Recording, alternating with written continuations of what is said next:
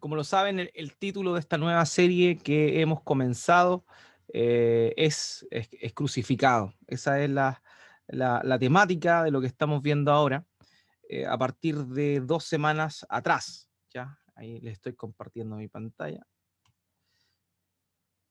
Un segundo. Perfecto. Crucificado se llama entonces esta serie. Algunas razones por las cuales Cristo padeció la cruz. Y, y claro, de pronto puede sonar muy básico lo que vamos a estar tocando, puede sonar sabido de antemano, pero ciertamente es muy necesario que cada cierto tiempo volvamos a aquella cruz, volvamos a la obra que nuestro Señor Jesucristo realizó con el fin exclusivo de poder no olvidar la esencia de nuestra fe. Nuestra fe se basa en la cruz de Cristo. De hecho, el apóstol Pablo le dice a los hermanos: yo les predico a Cristo y a Cristo crucificado. El tema principal de la predicación, de la enseñanza del apóstol Pablo siempre fue Cristo y su cruz. ¿Por qué? Porque ahí radica el corazón de la fe cristiana. Evidentemente hay muchas más implicaciones, pero en el momento de la cruz de Cristo es donde todo converge, donde toda la historia converge, donde toda la historia del ser humano tiene sentido, en ese momento crucial. Por eso es que volvemos una y otra vez a la cruz, y en particular este estudio lo que busca es poder revisar las razones bíblicas por las cuales nuestro Señor Jesucristo tuvo que padecer y sufrir. Eh, lo dijimos, el tema de la obra de Cristo y sobre todo su crucifixión no era algo al azar, no fue algo que Dios hizo como un plan B, sino que siempre fue el propósito de Él. Ahora Dios estableció que su Hijo viniera a este mundo, ¿cierto? En unas cuantas semanas más, en Occidente conmemoramos la encarnación, eh, este evento misterioso, pero a la vez increíblemente hermoso, donde el verbo se hace carne, ¿cierto? Y la verdad es que uno podría decir, bueno, bastaba con eso, bastaba con que nuestro Señor Jesucristo se humillara y viniera a este mundo y muriera, tal vez en su vejez, tal vez de una forma natural, como morían los seres humanos, que gustase la muerte de la misma manera que el ser humano la gustaba, y con eso era suficiente. Pero era necesario no solo eso, sino que también la cruz. Era necesaria la crucifixión, era necesario el padecimiento. Y lo que estamos analizando a lo largo de este estudio es precisamente eso. ¿Cuáles son las razones, las causales por las cuales el Señor tuvo que padecer la cruz? Y padecerla con un suplicio incluso mayor que el que habitualmente los propios crucificados recibían. Sabemos que hay varias, lo vimos, varios matices de la crucifixión. La crucifixión comienza con los babilonios, los persas, evoluciona, después los cartagineses, los griegos, ¿cierto? Los macedonios, después la toman obviamente los romanos. Entonces hay una evolución, pero el común denominador en todos estos matices y evoluciones de la crucifixión era precisamente el sufrimiento, el escarnio, la burla y sobre todo la tortura que conllevaba esto. Y el Señor Jesucristo sufrió la cruz, padeció la cruz. Por eso se habla de la pasión de Jesús, ¿cierto? La pasión. Hoy por hoy el término pasión está muy muy vinculado al tema del deseo sexual o del deseo del sentimiento amoroso. Pero esta expresión pasión en la antigüedad tenía que ver básicamente con una entrega absoluta, y eso fue precisamente lo que nuestro Señor Jesucristo llevó a cabo. Entonces, primeramente hablamos de la crucifixión, establecimos algunas cosas, también mencionamos que la crucifixión que Cristo muriera crucificado, estaba previsto desde antes de la fundación del mundo, estaba previsto, y la escritura se encarga en el Antiguo Testamento de testificar de que precisamente eso era lo que iba a ocurrir con nuestro Señor. Vemos como hay pasajes en Isaías, en el libro de los Salmos, que relatan casi de una manera literal, como si estuvieran siendo testigos de lo que sucedió en la cruz, lo que pasó miles de años después. Entonces, concluimos de ello que la cruz era necesaria porque la cruz era lo que Dios había establecido desde antes de la fundación del mundo. La semana pasada tocamos un punto bien importante, un poco controversial tal vez, un poco controversial también, pero es muy importante. Y tiene que ver con cambiar el paradigma que tristemente traemos de las concepciones religiosas que arrastramos. Muchos de nosotros, no es mi caso, pero sé que tal vez lo fue el suyo, proveníamos de una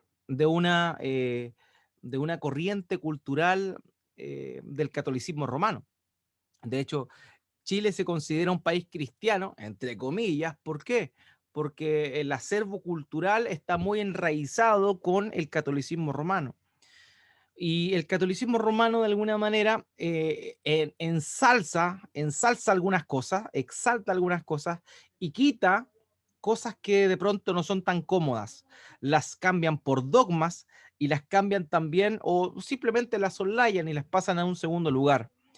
Pero la semana pasada estuvimos hablando de un punto que tal vez para algunos de ustedes puede haber sido chocante, y este tenía que ver que una de las razones por las cuales nuestro Señor Jesucristo padeció la cruz fue para absorber, para sufrir, para recibir la ira del Padre. Y esto es evidentemente algo que suena fuerte, y, y deja en la palestra un concepto, o más bien contraría un concepto que está muy arraigado en nuestra cultura. Hay una frase común que dice que Dios perdón, Dios aborrece el pecado o odia el pecado, pero ama al pecador. Y ahí es como una frase común que existe dentro de nuestra cultura. Pero la verdad, queridos, es que esa frase tiene algo de verdad, pero no es completamente verdad. Y nosotros sabemos que cuando algo no es completamente, no es verdad, ¿cierto? No hay verdades relativas. La verdad, por definición, es absoluta. Por tanto, si esta expresión tiene algo que no es real, podríamos concluir finalmente que está errada. La escritura dice que Dios está airado con el impío todos los días, según lo que aparece en el Salmo capítulo 7, versículo 11. Eso muestra o contradice de alguna manera la concepción que uno podría tener de que Dios ama al pecador. Dios, Dios ama a su hijo, pero él aborrece al pecador. ¿Por qué? ¿De una manera antojadiza? No, no lo aborrece de una manera antojadiza. Dios lo aborrece porque el ser humano deliberadamente y voluntariamente no desea tener en cuenta a Dios, no lo desea. Entonces, como se revela y atenta contra su santidad, es que la condición en la cual el ser humano se encuentra es una condición de completa enemistad con Dios, enemistad con Dios. Y esa es una realidad que tristemente se trata de tapar. Incluso muchas iglesias evangélicas tapan esta verdad que aparece en la escritura, que Dios está airado con el impío todos los días, que el malo no puede habitar junto a Dios. Y eso es claro. Entonces se cae de alguna manera en este pseudo universalismo en el cual Dios ama a todo el mundo y finalmente no importa, Dios los va a perdonar a todos y todos van a estar en el cielo. Y esto de verdad es doloroso porque ha sido una carga cultural, insisto, que a nosotros nos ha también influenciado mucho. Pero si vamos a la luz de la palabra, lo único que podemos encontrar es que claramente Dios es un Dios de amor, Dios es un Dios de gracia. Y eso es el tema que vamos a estar hablando hoy. Pero no podríamos hablar del amor de Dios si es que no hablábamos de la ira de Dios primeramente. Y por ese motivo es que la semana pasada estuvimos hablando de que una de las razones por las cuales Cristo padeció la cruz fue para recibir la ira de Dios. Dios está airado con el impío. Dios justamente, la ira de Dios no es una ira antojadiza, sino que es una ira justa. Es una ira justa. no es como la nuestra. Nosotros nos airamos, nos descontrolamos y pecamos. La ira de Dios no tiene nada que ver con el pecado. La ira de Dios es pura, es santa. Entonces Dios debe descargar su justa ira sobre el pecador.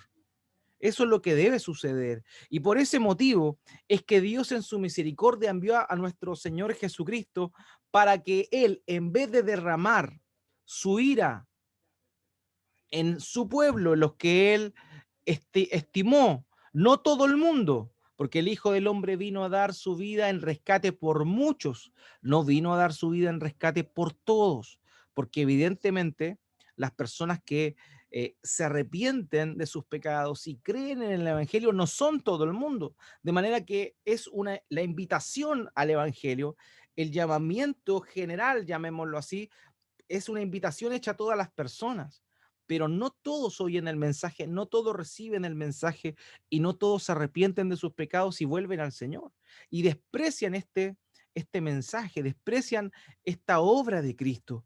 Y la consecuencia de despreciar la obra de Cristo es finalmente la condenación eterna, a la cual ya se estaba destinado por el hecho de ser un pecador.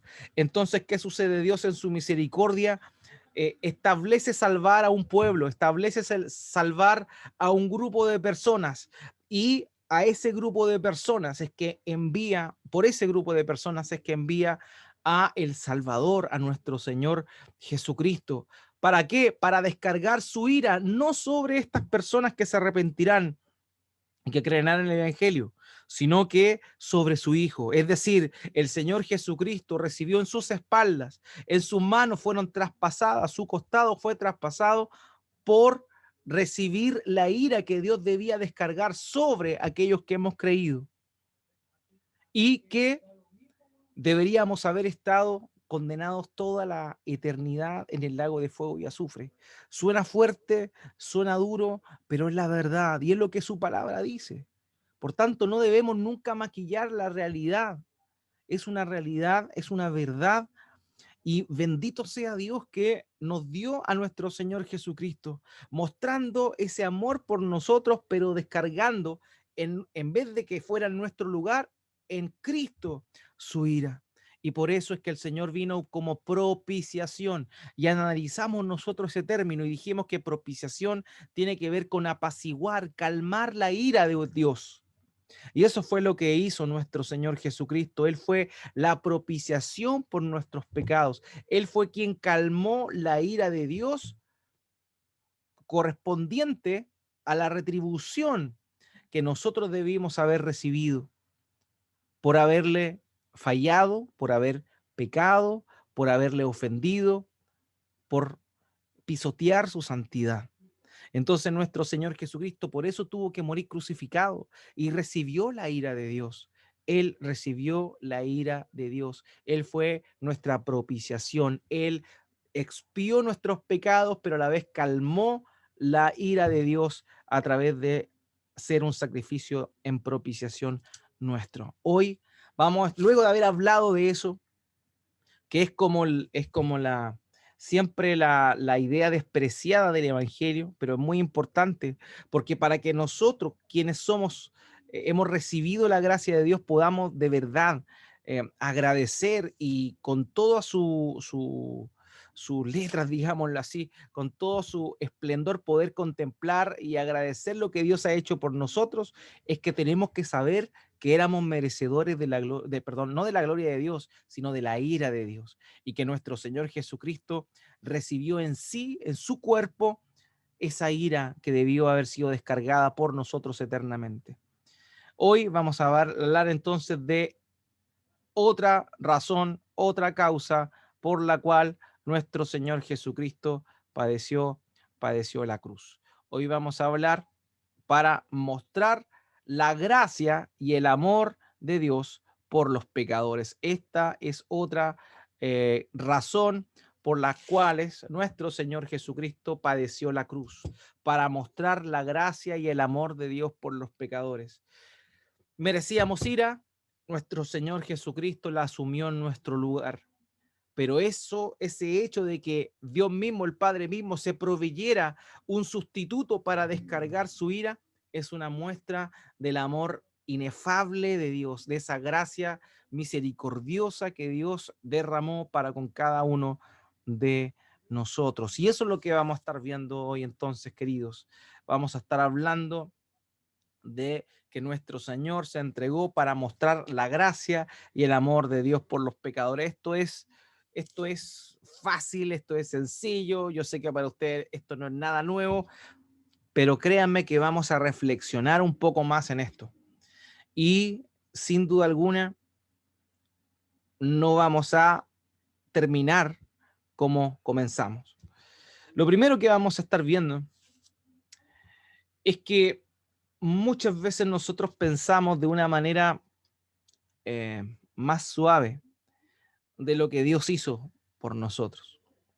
Tristemente estamos tan familiarizados nosotros con los elementos que implicó nuestra salvación, que vamos poco a poco, paulatinamente, perdiendo esta sensibilidad de lo que realmente significó esto. O sea, ya Jesús murió por mis pecados, qué lindo, qué maravilloso y perfecto. Y hablamos con las otras personas y decimos, bueno, el Señor murió por nosotros. Y cuando alguien le pregunta, oye, ¿sabes lo que es el Evangelio? Dice, bueno, que Jesús murió por mí, ¿cierto? Y las personas normalmente, incluso no siendo creyentes, responden eso. No, Jesús murió por los pecados. Ah, qué lindo. Y es un mensaje que es tan común hoy por hoy y por ello también tan despreciado, pero que en realidad este mensaje es sumamente poderoso. Para el apóstol Pablo, cuando él predicaba este mensaje, le consideraban un loco. En su contexto, en el contexto judío, pero después cuando sale como misionero a Asia Menor y también a Europa, cuando él sale de misionero, muchas personas que tenían una concepción griega, del pensamiento griego, lo encontraban una completa locura, lo que él estaba predicando. Imagínense lo que él decía. Ellos creían en dioses que eran sumamente poderosos, dioses que eran antojadizos, dioses que lo único que querían era que los seres humanos le hicieran sacrificios para calmarnos, porque eran, como les decía, eran dioses que eran un poco lunáticos, a veces estaban de buena, a veces estaban de mala. Por ejemplo, ya le había comentado antes que dentro de la política o de la concepción de los marineros griegos, cuando había una tormenta era porque Poseidón estaba molesto. Entonces, si Poseidón estaba molesto, había que hacer sacrificios y tirarlo al mar. ¿Para qué? Para que se calmara la ira de Poseidón. Entonces, la visión que la gente tenía era una visión de unos dioses que eran totalmente eh, eh, cambiantes, de dioses que era necesario que se le cumplieran sus caprichos para que estuvieran bien. Entonces, cuando Pablo comenzó a predicar que el único Dios superior a todos estos dioses, porque las mitologías antiguas establecían un conjunto de dioses, pero el cristianismo hablaba de un Dios único, del Dios que creó todo el universo. No olvidemos cuando Pablo va a Atenas y les utiliza un templo que ellos tenían ahí, que era un templo por si acaso que habían construido porque tenía el título el templo al Dios no conocido, o sea, ellos reconocían que tal vez habían dioses que no conocían y Pablo utiliza esa figura y dice, bueno, de este Dios le estoy hablando yo, del Dios que ustedes no conocen, del Dios no conocido. Y lo que Pablo enseñaba era que Dios, el creador de todo el universo, se acercó al ser humano y se sacrificó por el ser humano. Y esto era un mensaje totalmente contrario a lo que la gente estaba familiarizada. Por eso le decían que era locura. Ellos creían que el ser humano tenía que acercarse a Dios. Pero el mensaje del evangelio que Pablo predicaba y que nosotros predicamos es que Dios se acerca al hombre. ¿Y cómo se acercó? Dios el Padre envía a su Hijo. Dios el Padre envía a su Hijo en ofrenda, en sacrificio. Y eso era una voladura de cabeza para la gente de ese tiempo. Por eso, Cuando en Hechos capítulo 17 Pablo va al Areópago y habla de lo que Cristo hizo y de la resurrección de los muertos, inmediatamente los filósofos de ese tiempo lo dejaron invitado para la semana siguiente para que siguiera exponiendo esta novedad, porque para ellos era algo totalmente novedoso. Y ellos lo tomaban así como algo novedoso y mucha gente quedaba impactada con el hecho de saber que un Dios se había negado a sí mismo, había enviado a su hijo y había sacrificado a su hijo para acercarse al ser humano. Entonces, queridos, nosotros como estamos en una cultura, entre comillas, cristiana, no entendemos realmente el valor y el sentido de lo que aquello significó. Hermanos, la escritura dice que Dios no sacrificó a un hijo, Él sacrificó a su único hijo, a quien Él amaba. A su único hijo, a quien Él amaba. Él, y sobre todo, Él no lo hizo por gente buena que valiera la pena, sino que lo hizo por pecadores que nada merecían. Y esto es una voladura de cabeza, y esto tristemente lo hemos estado perdiendo. Hemos estado perdiendo la, la magnitud del sacrificio que Dios hizo por nosotros al enviar a su Hijo, y por otro lado hemos estado perdiendo de vista que nuestra condición de ser humano caído, pecador, de ninguna manera merece que el Padre haya tenido una disposición de amor para con nosotros, de gracia para con nosotros y habernos salvado. Entonces, esto es tremendamente importante y yo los quiero invitar a esa reflexión. Quiero invitarlos a esta reflexión para que no despreciemos las cosas que son santas, sino que realmente meditemos en ellas y que nos quedemos nosotros con lo que verdaderamente corresponde. El amor y la gracia de Dios para con el pecador se manifiesta, pero de una manera tremendamente fuerte, marcada, importante, en el hecho de que precisamente Dios entregó lo mejor de él por seres humanos por seres humanos que no lo querían, por seres humanos que no lo anhelaban, por seres humanos que no lo buscaban, por seres humanos que lo único que hacían era ofenderle y blasfemar contra él. Dios entregó lo mejor de sí por personas que no lo merecían. Entonces, nuestro pecado, tristemente, es que no valoramos a quien entregó el Padre y tampoco valoramos realmente cuál es la verdadera condición del ser humano. Y eso es, amados míos, lo que estos pasajes claramente nos van a estar explicando, estos pasajes que vienen a continuación. Romanos capítulo 5, versículos 7 al 8. Romanos capítulo 5, versos 7 al 8. Porque difícilmente habrá alguien que muera por un justo, aunque tal vez alguno se atreva a morir por el bueno. Pero Dios muestra su amor para con nosotros en que siendo aún pecadores, Cristo murió por nosotros. O sea, de pronto hay personas que pueden sacrificarse por otras, ¿cierto? Un padre, una madre puede sacrificarse por su hijo. Lo puede hacer porque es una cosa de naturaleza. Pero ningún padre estaría dispuesto a dar a su hijo por alguien malvado, por alguien que no merece ninguna consideración.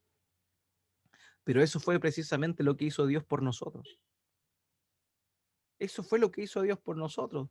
Dios mostró su amor para con nosotros, aquellos que hemos creído en Él, aquellos que nos hemos arrepentido de nuestros pecados y hemos derramado nuestra confianza a sus pies.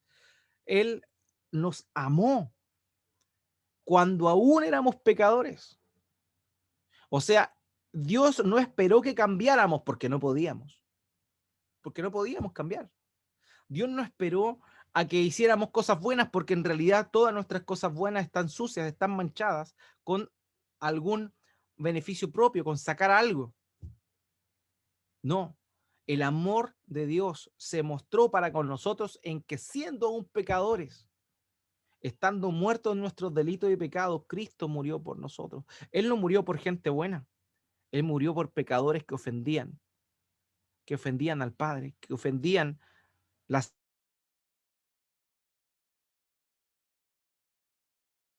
Cuando meditamos en esto, realmente tiene que cambiar nuestra percepción. Tenemos que reflexionar y a la vez valorar más y más lo que significó realmente la cruz de Cristo en nuestro favor. Dios demostró su amor para con nosotros, en que siendo aún pecadores, Cristo murió por nosotros. Somos pecadores. Ahora somos pecadores salvados que están en un proceso de santificación, pero antes no merecíamos nada.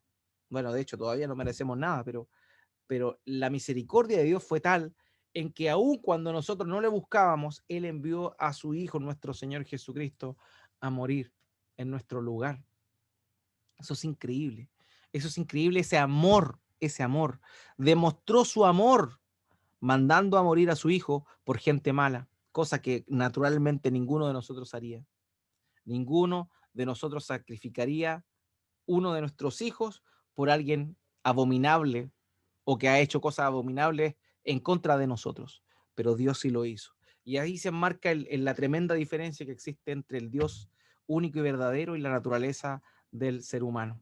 Aquí hay un pasaje legendario, famosísimo, Juan capítulo 3, versículo 16, porque de tal manera amó Dios al mundo que dio a su Hijo unigénito para que todo aquel que en él cree no se pierda, sino que tenga vida eterna.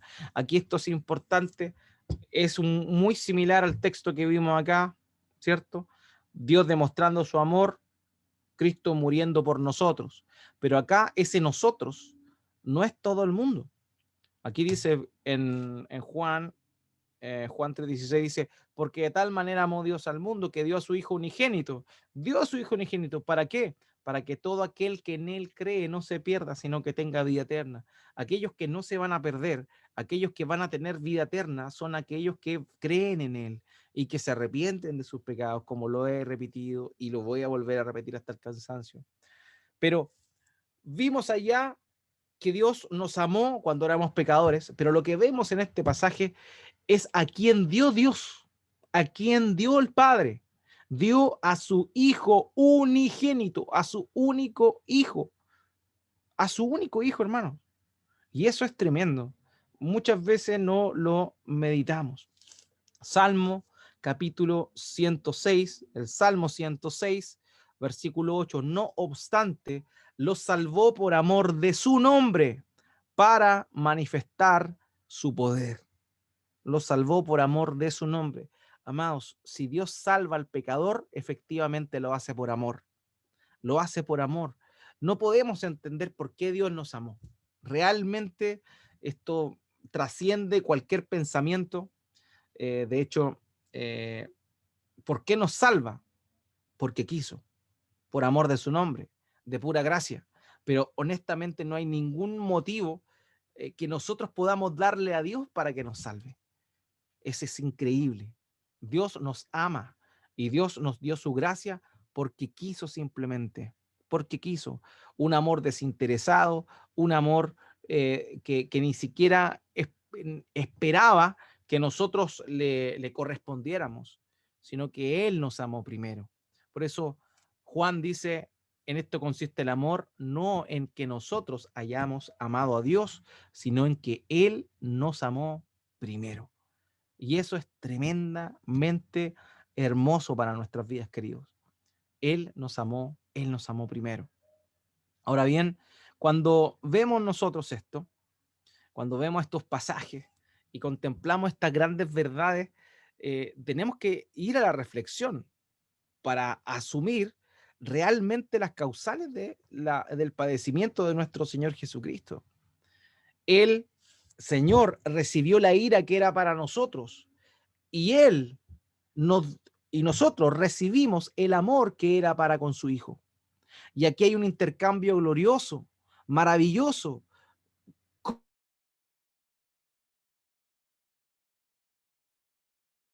El castigo de nuestros pecados y nosotros recibimos el amor que Dios le da por su obediencia. Y eso es obviamente algo espectacular. Efesios capítulo 1, versículo 7.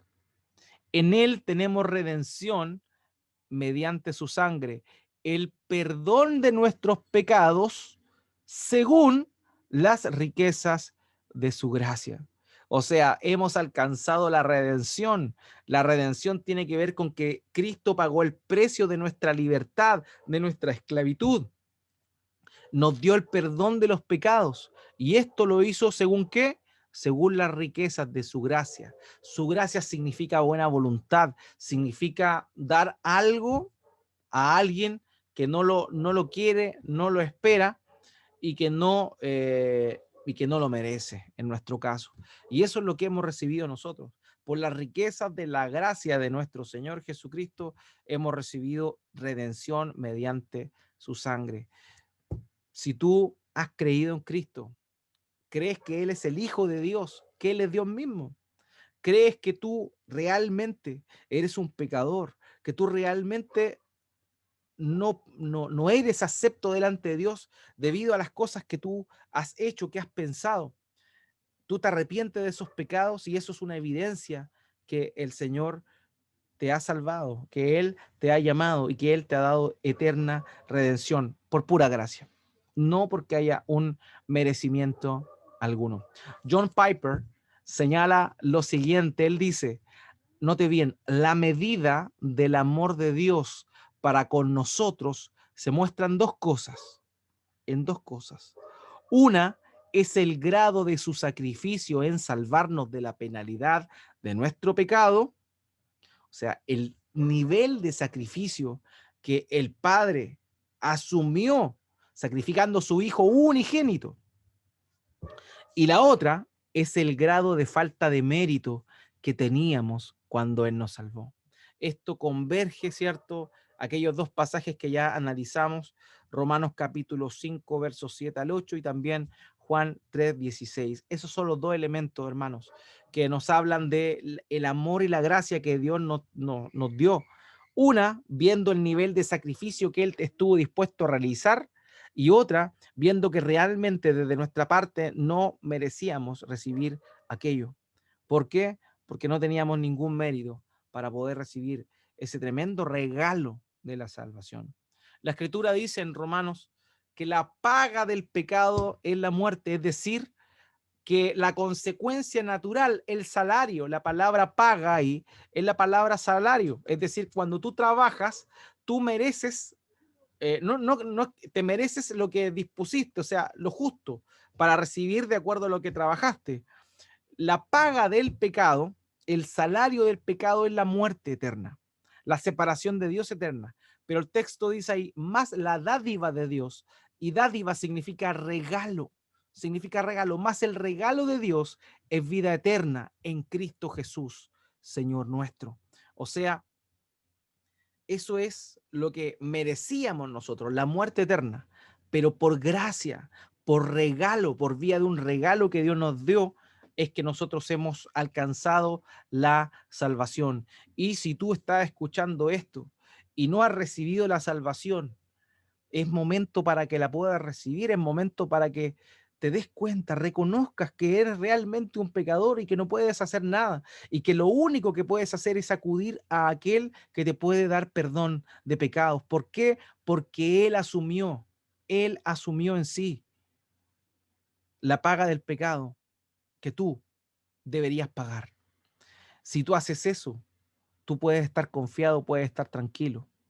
Y si no lo has hecho, este es un buen momento para hacerlo.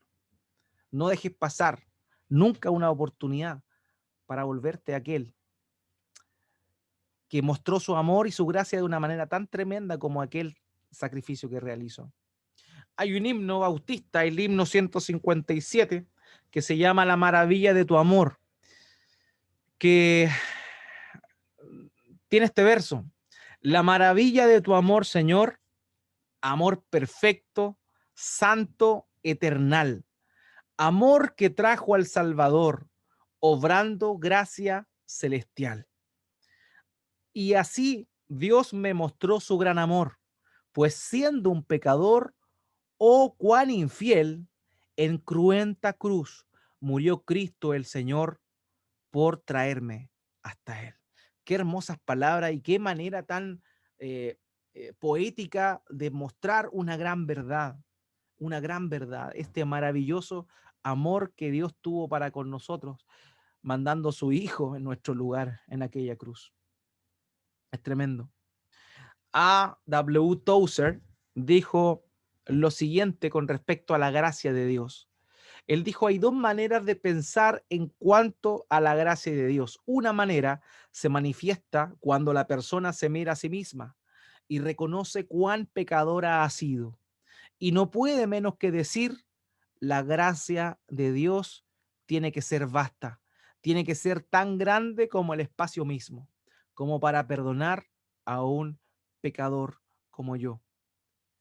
Pero hay otra manera de pensar en la gracia de Dios. Piensa en la gracia de la manera en cómo Dios es. Dios siendo como Dios. Cuando Dios concede gracia al pecador, no lo hace para mostrarse o hacerse notar. Actúa como Él es por naturaleza y concede perdón al pecador arrepentido. No puede obrar de otra manera.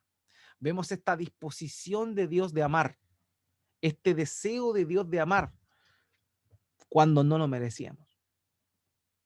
Eso es una de las causas por las cuales nuestro Señor Jesucristo fue a la cruz, a morir, para mostrar cuán amor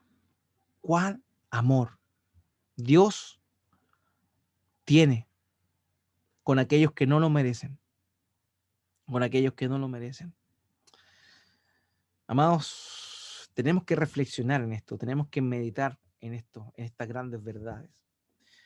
Y para ello no debemos olvidar a quién entregó Dios, a quién entregó el Padre. No entregó a una criatura. Él no creó, no entregó a un ser creado. O como los testigos de Jehová señalan, al primer creado, porque ellos creen que Jesús es el primer ser creado. No, Dios no entregó una criatura. Dios no entregó una criatura. Dios tampoco entregó a un ser, a un espíritu exaltado como lo hace el mormonismo, porque para el mormonismo Jesús simplemente era un hermano nuestro, pero superior, con un nivel más avanzado.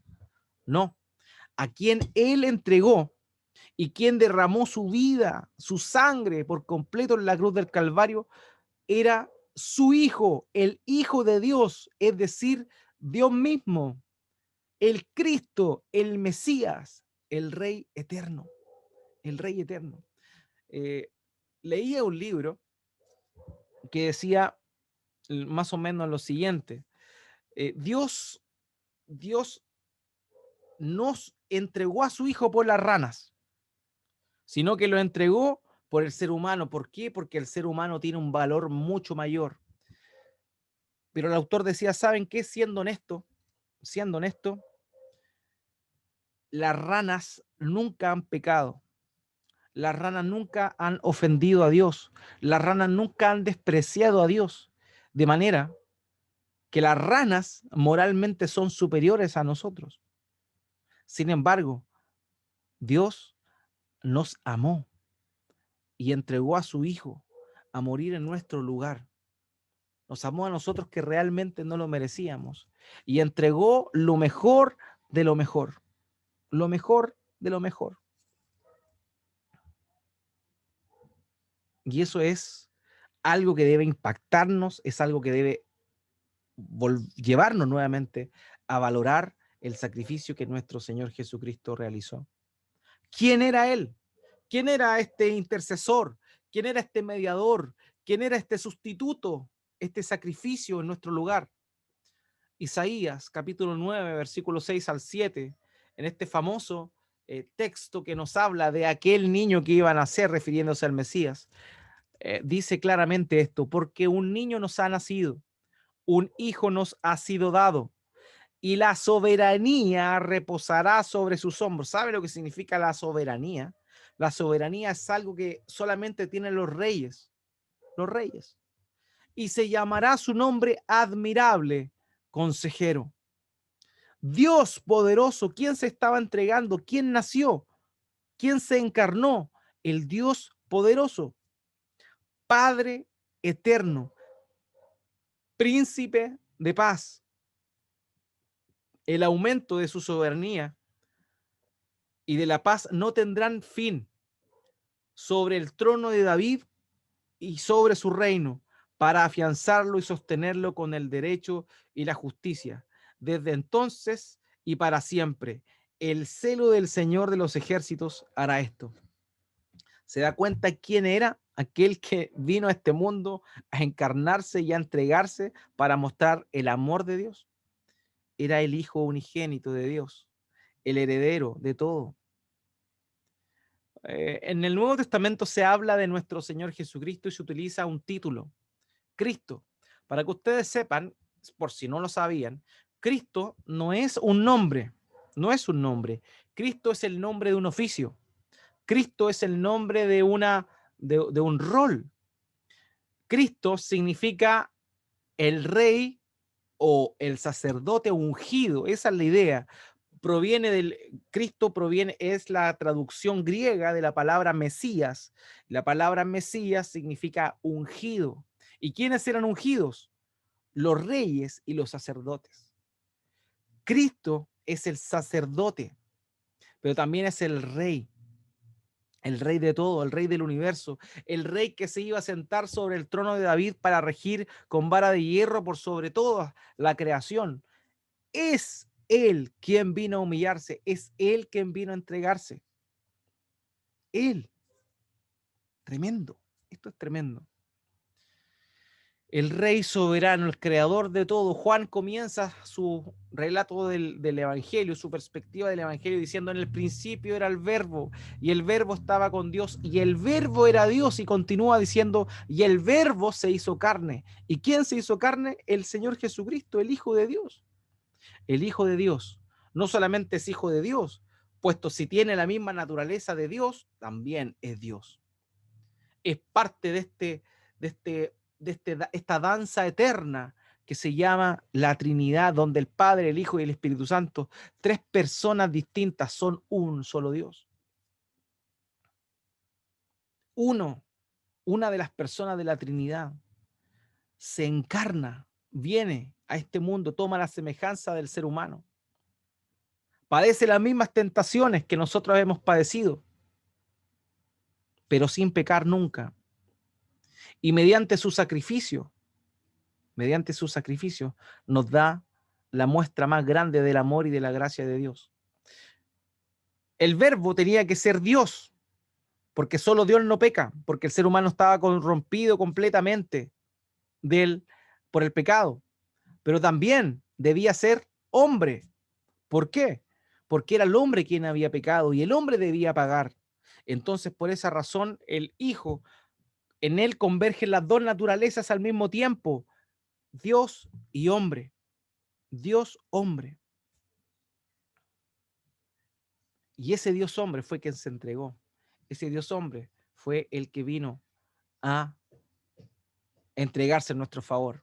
Hebreos capítulo 1, versículo 8, el escritor de Hebreos dice: pero del Hijo dice: tu trono, oh Dios, es por los siglos de los siglos. Tu trono, oh Dios, es por los siglos de los siglos. El trono del Hijo, por los siglos de los siglos. Ese Rey eterno se vino a entregar. Ese Rey eterno se vino a entregar.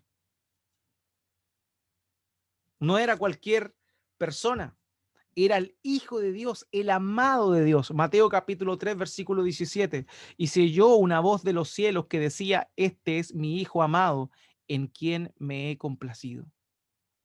Este es mi Hijo amado, en quien me he complacido. El único que podía complacer al Padre era el Hijo.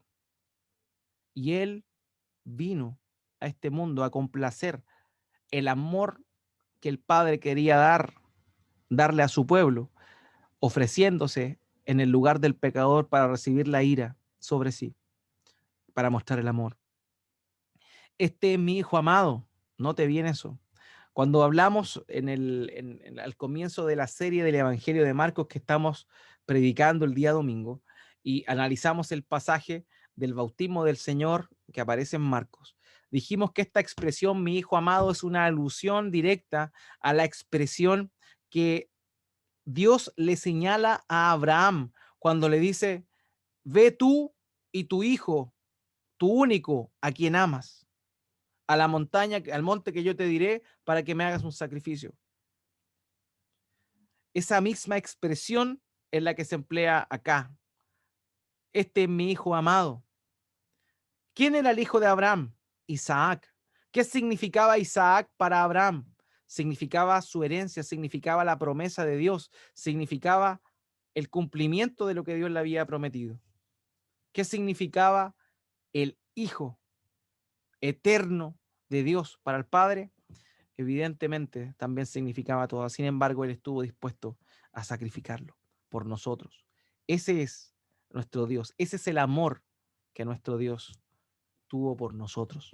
Así que como a modo de conclusión, no podemos nosotros separar estas ideas, amor, gracia e ira.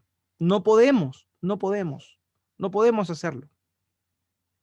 Es tan grande la gracia y el amor de Dios que Él mismo derramó su ira sobre su Hijo por personas que ni le buscaban y que no querían servirle. Por eso es tan grande, por eso hablamos del amor de Dios, por eso hablamos de la gracia de Dios. Pero no podríamos contemplar a plenitud ese amor si no añadimos el elemento que ese amor fue capaz de cubrir multitud de pecados, descargando la ira de Dios en su propio Hijo. Por eso, hermano, es que en la cruz de Cristo no solo vemos el amor de Dios, sino que también vemos su ira. Vemos la ira de Dios y el amor de Dios. De pronto nosotros no podemos conciliar eso. ¿Cómo? Porque yo no puedo amar a una persona y sentir ira al mismo tiempo. En este caso, Dios estableció a su Hijo, el sustituto, para que Él recibiera su ira, con el fin de que el amor que a Él le correspondía recibir, nosotros lo pudiésemos recibir. Y eso es. En la cruz no solamente vemos el amor de Dios, es muy común ver en iconografías evangélicas, cristianas, este símbolo. La cruz es igual a un corazón, que significa que la cruz es igual al amor de Dios, lo cual está bien, pero lo cual está incompleto. Porque no solo la cruz es igual al amor de Dios, la cruz es igual al amor de Dios más la ira de Dios. Porque Cristo recibió la ira para que nosotros pudiésemos recibir su amor. Es así como Donald Carson dice, ¿deseas ver el amor de Dios? Mira la cruz. ¿Deseas ver la ira de Dios? Mira la cruz, porque en la cruz de Cristo convergen ambas ideas. Converge la ira de Dios por el pecado y el amor de Dios, el amor y la gracia de Dios que Dios da por aquel que no lo merece, por aquel que de ninguna manera merece esta gracia y este amor de Dios. Queridos, Cristo padeció la cruz para demostrar el amor y la gracia de Dios por nosotros.